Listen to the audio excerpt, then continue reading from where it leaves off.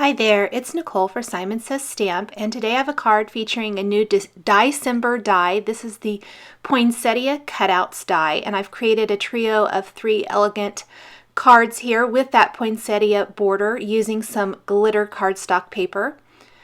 To start, I am going to die cut a large stitched rectangle using the largest die from this collection from Simon Says Stamp.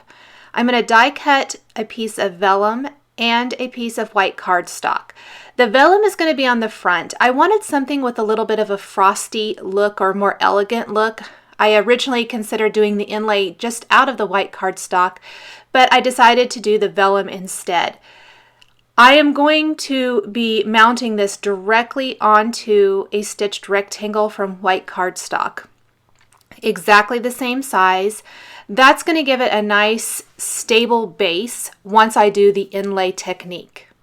From the vellum, I'm going to take this new poinsettia cutout die, and it's a great border die. It's got stitching design, and what's actually going to cut out is only the little inside flower petals. So I'm going to position it so that all 6 of the poinsettias die cut from this vellum rectangle. I'm going to figure out which way I like it the best. And then I'm going to tape it down. Even though I'm using the magnetic platform, I just really want to make sure it does not shift at all as I run it through. Now I'm going to do that on the bottom half of the rectangle. I guess I didn't tape this one down. I am using the Memory Box metal shim. With a intricate die like this, I almost always use that metal shim so that I get a really clear, or a really crisp rather, die cut image. So all of those little flower petals pop right out, and this is what I'm left with. Now, I'm going to need all of those inlay pieces as well. So what I did was die cut the poinsettia again from a dark gray glitter cardstock, a silver glitter cardstock, and a gold glitter cardstock. All 3, because I wanted to mix and match and kind of have a like metals look from that. And then I'll just set those aside for a second, and I'm going to take a powder tool to this vellum, and I am inking up a greeting from an older Simon Says Stamp Holiday Greetings stamp set. This is the Inside Holiday Greetings stamp set.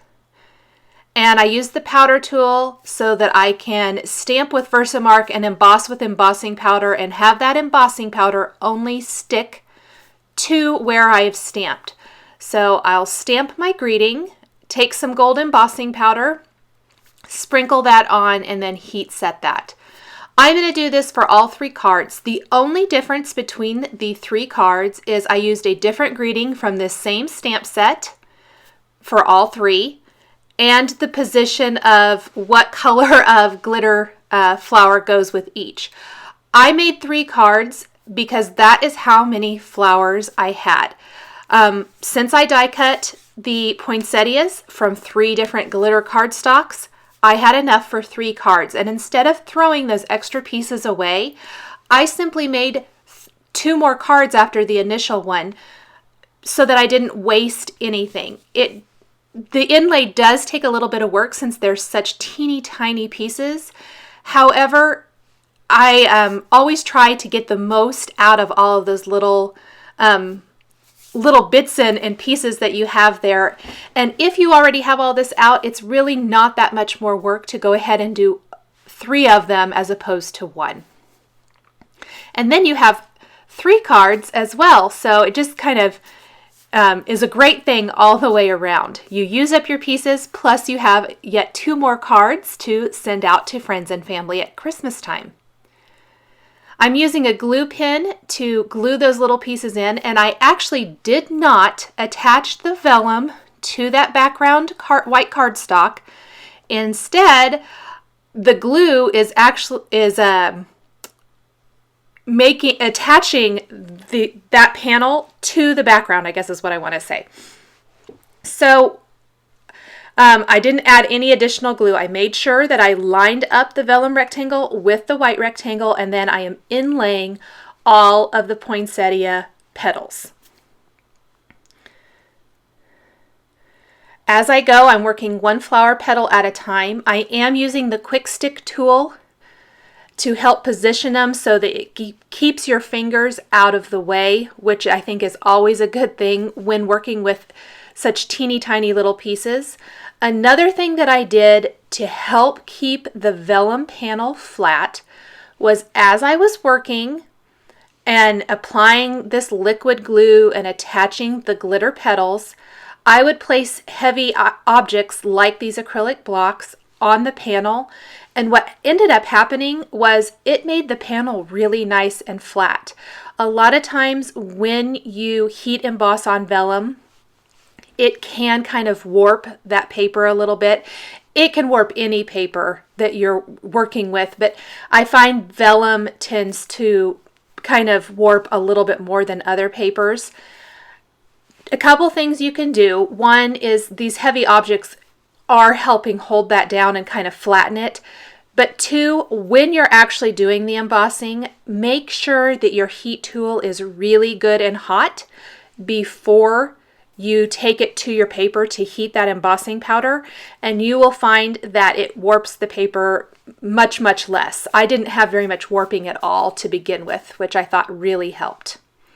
Once I have all of those poinsettia petals in place, instead of adding those teeny tiny little pieces to the inside of those 4 larger poinsettias, I'm instead using teeny tiny little clear gemstones.